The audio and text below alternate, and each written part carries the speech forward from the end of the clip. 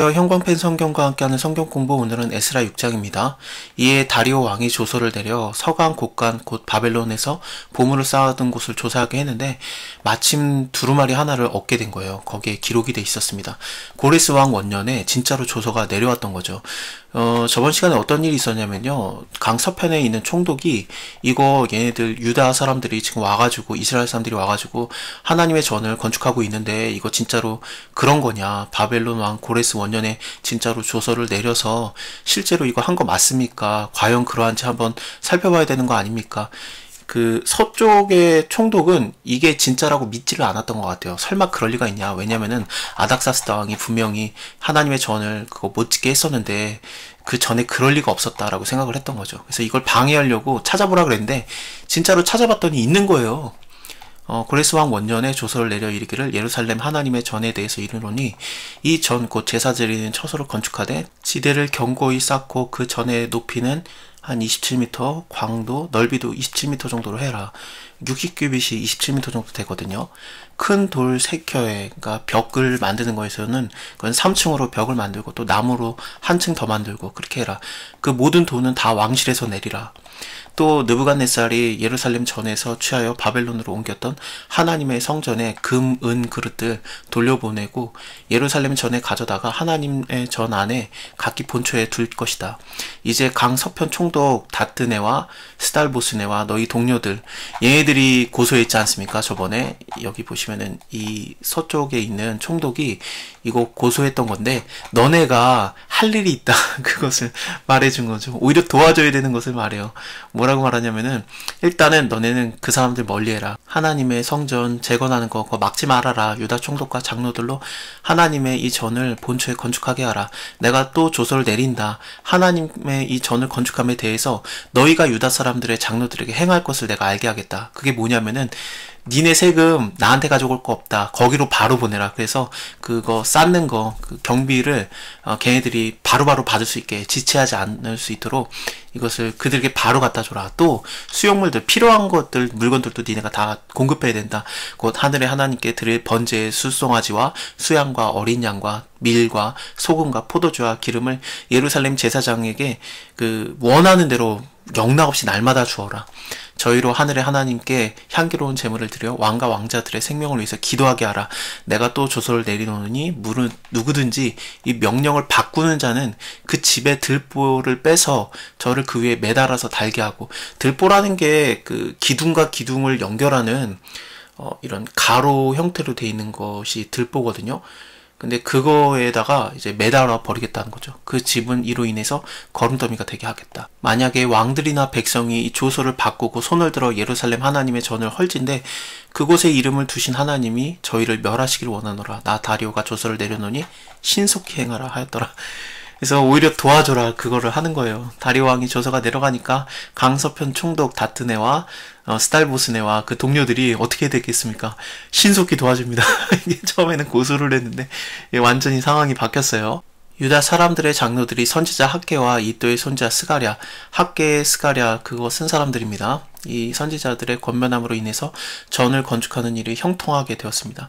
이스라엘 하나님의 명령과 페르시아 왕 고레스와 다리오와 아닥사스다의 조서를 쫓아서 전을 건축하기를 끝냈어요. 다리오 왕 6년 아달월 3일에 전이 완전히 맞춰졌습니다. 건축하는 것이요.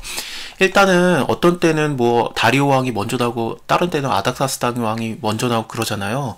이게 왜 그러냐면은 다리오 왕 1세 2세가 있고요. 아닥사스다 왕 뭐 1세 2세 이렇게 있어요. 그래서 교차하면서 나오는 게 순서가 바뀌는 것 같은 느낌이 있지만 사실은 그게 다 이름만 같을 뿐이지 다른 왕들인데 여러 왕에 걸쳐서 이게 대대로 하나님의 사역이 지금 이루어지고 있는 겁니다. 성전 건축이요. 이스라엘 자손과 제사장들과 레위 사람들과 기타 사로잡혔던 자의 자손들이 즐거이 하나님의 전을 봉헌식을 했습니다. 봉헌식이라는 게 뭐냐면은 그 건물이 다 지어진 다음에 하나님께 드리는 그것이 되겠죠. 낙성식 비슷한 겁니다. 건물이 다 지어진 다음에 그거에 대한 파티를 하는 거. 그리고 하나님의 전을 다 지은 거에 대해서 하나님께 다시 이 전은 하나님 겁니다 라고 드리는 그런 형태입니다. 하나님의 전 봉헌식을 행할 때 숫소 100과 수양 200과 어린 양 400을 드리고 또 이스라엘 지파의 수를 따라서 순염소 12로 이스라엘 전체를 위해서 속죄제를 드립니다. 속죄제는 죄를 속하는 제사죠. 레위기 4장에 나왔던 제사입니다. 제사장의 그 분반대로 레위 사람들 그 반차대로 세워서 예루살렘에서 하나님을 섬기게 했습니다. 모세의 책에 기록한 대로 하게 하였습니다. 하나님께서 정하신 대로 이스라엘 사람들이 행하고 있다는 게 저는 참 많이 와닿네요. 출애굽기 마지막 장 어떻게 끝나는지 혹시 기억나십니까? 제가 잠깐 보여드릴게요. 출애굽기 40장에 보면은 모세가 하나님의 성전을 다 만든 다음에 성막을 다 세우고 나서 하나님이 임하시게 되는데 그때 어떤 식으로 만들었었냐면 하나님께서 모세에게 명한 대로 그대로 했거든요. 하나님께서 모세에게 명한 대로 되니라. 여호와께서 모세에게 명한 대로 되니라. 여호와께서 모세에게 명한 대로 되니라.